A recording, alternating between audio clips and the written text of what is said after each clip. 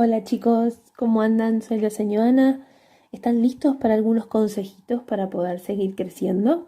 Porque hasta aquí vienen muy bien. Vamos a ver algunas pautas para trabajar un poquito mejor de lo que lo están haciendo. Pero la verdad que, como ya les dije, lo están haciendo excelente.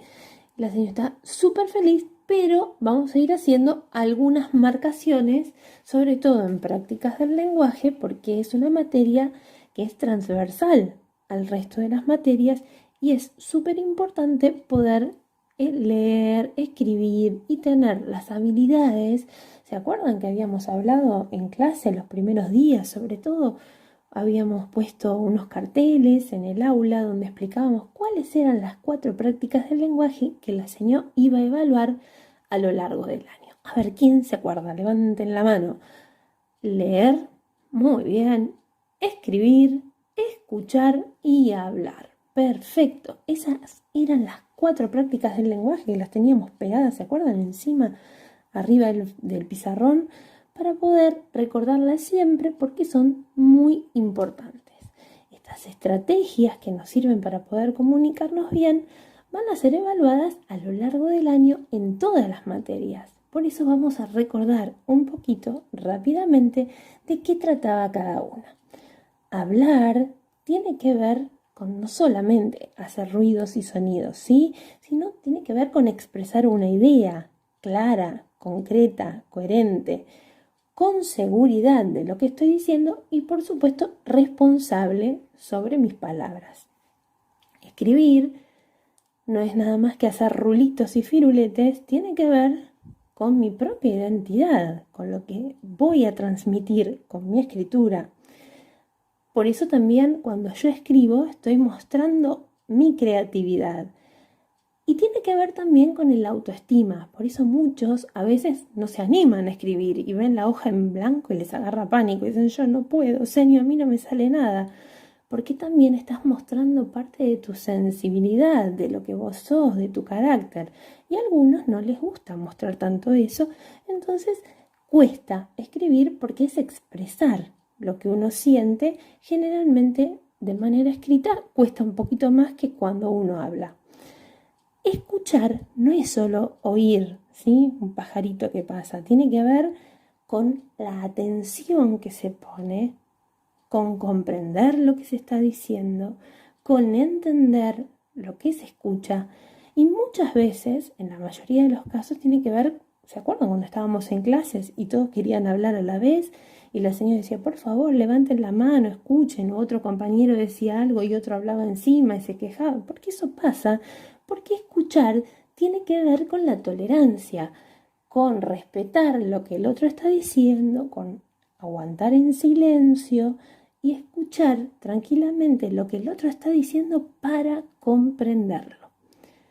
Leer no es nada más que decodificar esos ganchitos que están puestos en los libros o en las hojas, ¿sí? Entender lo que se está diciendo, comprender, reflexionar acerca de lo que el autor o la persona que lo escribió quiso poner y criticarlo. Por lo tanto, lo que puedo pensar, lo puedo hablar. O sea, esto también es válido para un oral. Cuando vos pasás a dar un oral, si lo pudiste pensar, quédate tranquilo porque lo vas a poder decir. Si lo podés decir, lo vas a poder escribir. A ver, muchas veces inventamos, decimos cosas, hacemos un cuento largo o decimos cosas muy buenas en clase. Cuando la señora dice, bueno, ahora hay que escribirlo. ¡Ouch!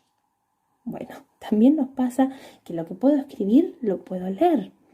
Y lo que puedo leer, lo puedo escribir. Estas habilidades son básicas para la comunicación y las tenemos que tener todo el tiempo en cuenta. Entonces, repasemos. Escribir no es nada más que copiar. A veces decimos, mira todo lo que escribí. Escribir tiene que ver con expresar. Poner también parte de vos en esa escritura. Leer, entonces, no es descifrar el sonido de cada una de esas letras. Leer es comprender. Por ejemplo, una consigna sencilla, ¿qué quiere decir? ¿Qué tengo que hacer? Entonces, leer es comprender. Vamos Vamos a ver algunos tips para escribir mejor. Siempre, siempre, siempre, todas las oraciones comienzan con mayúscula y terminan con punto. Miles de veces la seño, mamá, todos los que le corregimos le decimos, te olvidaste las mayúsculas, acá le faltó el punto. Recordá que para que sea una oración y tenga esa estructura, es como que lo que le da comienzo, ¿viste la llamada? Cuando tocas el verde y el rojo para empezar una llamada, bueno, arranca con la mayúscula y termina con un puntito. Entonces, ¿en qué caso usamos mayúsculas? Entonces, siempre, ahí aparece mi Pepa, todas las oraciones siempre comienzan con mayúsculas, siempre. También en el caso de los nombres, también podrían ser sobrenombres. En este caso, bueno, acá empieza la oración y también porque es un nombre. En el caso de los nombres de los países, atención con los países que tienen nombres compuestos. Por ejemplo, también pasaba con el tema de las provincias. ¿Se acuerdan cuando hicimos los juegos y todo eso? Bueno, muchos ponían la T en mayúscula y la F ya en minúscula. Cuando es un nombre compuesto, van los dos en mayúscula. Siempre. Por ejemplo, en Santiago del Estero ponían la S en mayúscula y Estero en minúscula.